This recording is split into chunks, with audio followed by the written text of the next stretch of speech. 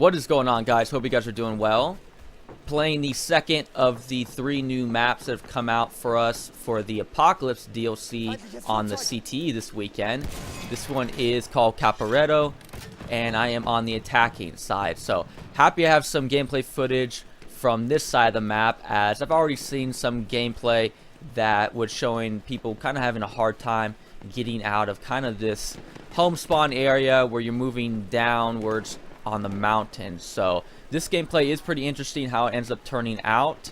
But before I get into all of that, I want to quickly address some comments I had on my last video, as I was asked a little bit about why I am using the Hellriegel when it comes to these new maps and the new weapons that are there. So the reasoning behind this is when I come onto new maps, I will keep my class that I normally play with on Battlefield, so I can eliminate any variables if the map turns bad and we end up getting punished. I can eliminate any variables of what that could be. So if I come in using a brand new weapon that I'm not used to, don't understand, its DPS, I don't understand, the fire rate, the reload time, the range on the weapon, all the little variables that come to that weapon.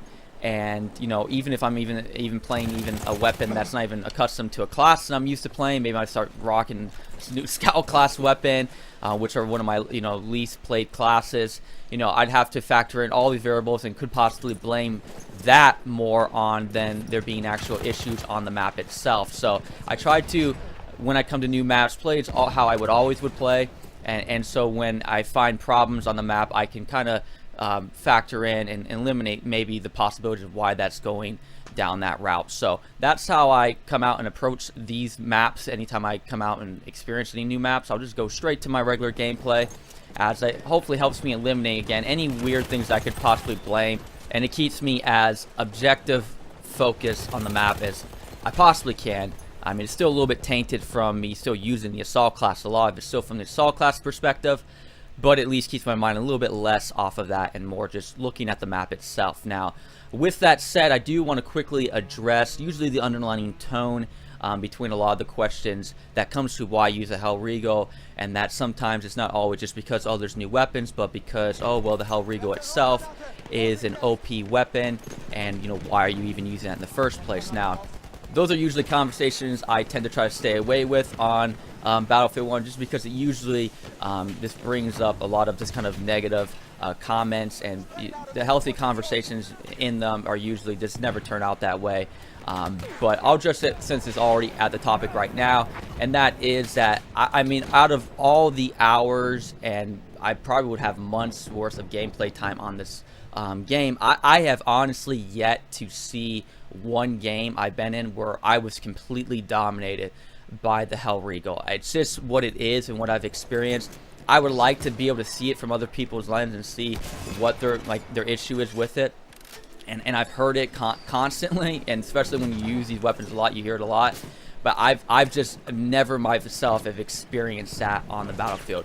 What I have experienced is players who utilize their weapon very well. They take advantage of the perks on that weapon, whether it be the range or the rate of fire, the DPS, all the different things. I've seen that more than the actual weapon being this type of superior weapon. So I mean, I've had situations before that I can think of where I've had support classes who have positioned themselves really well on the map and used their light machine gun so well that it was causing problems for me in that game.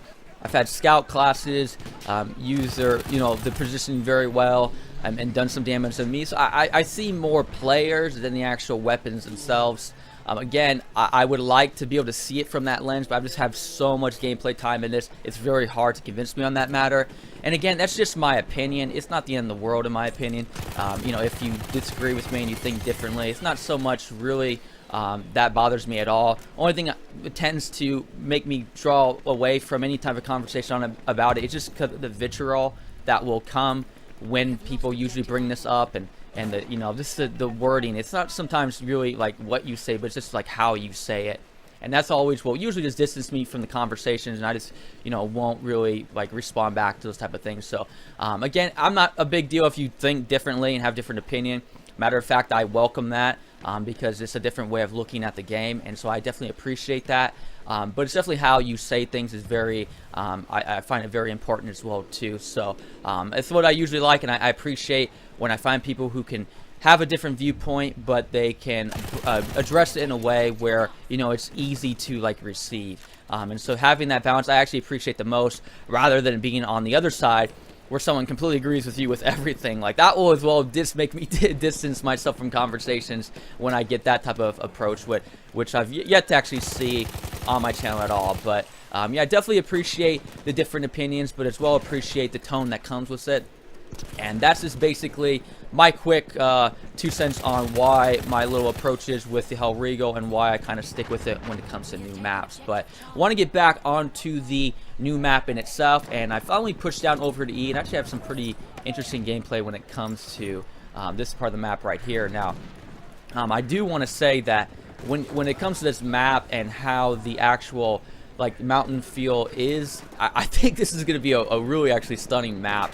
And I was actually pretty pleased to see how well actually the hill style of it is. It curves off here a little bit, and I'm sure that's, you know, for the you know, not want to keep every capture point completely open, maybe for scout classes and things of that nature. But I really like just the complete uphill climb that it has. It's the whole map just has that feel towards it, unlike Monte Grappa that was kind of like half of it was like that. So to see that just full on there, and just the look on one of the game that I had on this map, I was just kind of had to like stop and look and just get a kind of an idea of what this is going to look like when they get it all textured out. And it's one thing, again, I think is kind of unanimous when it comes to these maps, and that is just how DICE does make them really look really incredible. So it's always fun to see how these maps turn out with the aesthetic side towards to it, because I can't really think of a map where I've looked at on Battlefield 1 where I was like, man, that map doesn't look good. They all look great to me,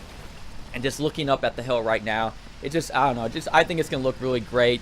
It's going to be debatable to see how well you can get out from the spawn point. I've already seen people who've had problems with that. And my first initial game I came in, which was kind of already halfway over with, I had experienced that already.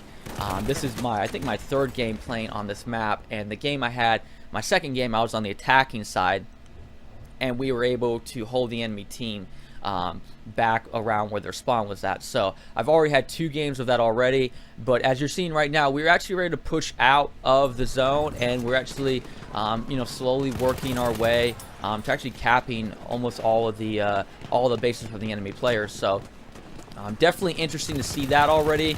Again, that kind of factors in to kind of see what the possibility is behind that. It's, you know, probably like I've said before, on the CT there's a lot of usually your team gets punished or the enemy team punishes you, and not so much close games. That might be the factor in this. And so because of that, there's, you know, still I'm curious to still grind this map out.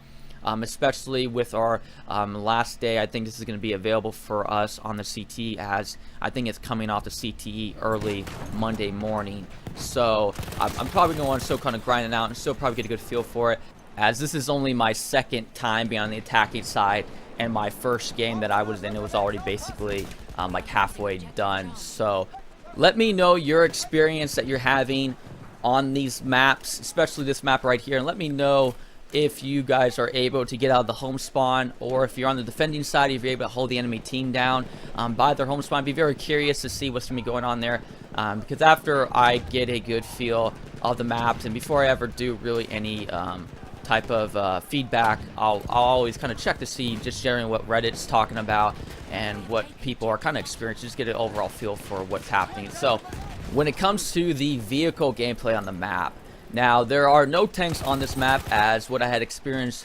on Passchendaele, but there are a lot of cavalry classes, so that's definitely pretty cool to see. And something that actually kind of dawned on to me not too long ago, which was that there's no cavalry class gameplay at all on Turning Tide, so it's good to see that back on Battlefield 1. Alongside with the cavalry class being on this map, you have some airplanes as well. So definitely a little bit of airplane gameplay. Hadn't really experienced much of it like when it came to the game as it is right now. So again, we'll see more as I keep grinding out what's actually going on here, but nothing that I felt like the airplane gameplay was anything too crazy. It actually is kind of nice in the sense that you do have the airplanes on this map, because I would imagine that if there's a hard time getting out of the home spawn, that there's one really easy way to do that, and that's to jump in an airplane and having your teammate jump out of that. So that's definitely an option that's there. Another little technique that you can do is, if you are able to get out of where the home spawn is at, you can push your way down and don't get on a capture point initially, but just stay maybe hidden behind a rock, wait for your one teammate to squad spawn onto you, and then you can actually hit the start button, go into your squads, and switch to another squad. And so now you have not only your teammate to be able to have people squad spawn on him, but now you can have a totally different squad spawn onto you. So you can keep doing that. That's always an option. It's kind of a one little side little thing if you really are kind of in a desperate situation and you can pull out.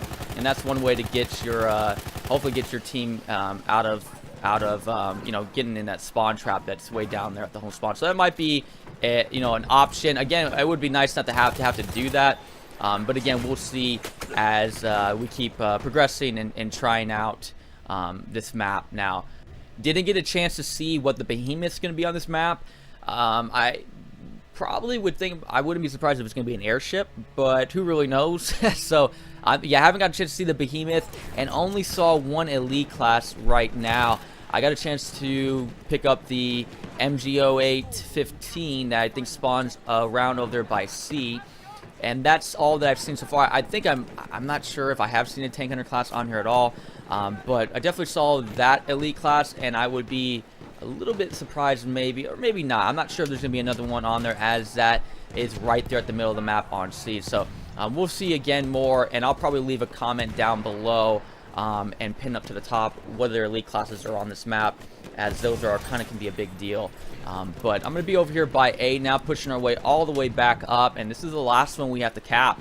So it's just kind of interesting, again, being on this map that usually what I've seen so far is the attacking side having a little bit of a hard time being able to get out of the home spawn, nevertheless almost capping all the bases back. But again, I feel that leans a little bit probably more to it being on the CTE. So we're basically almost able to fully cap them, even though I get shot from behind from the new assault class weapon.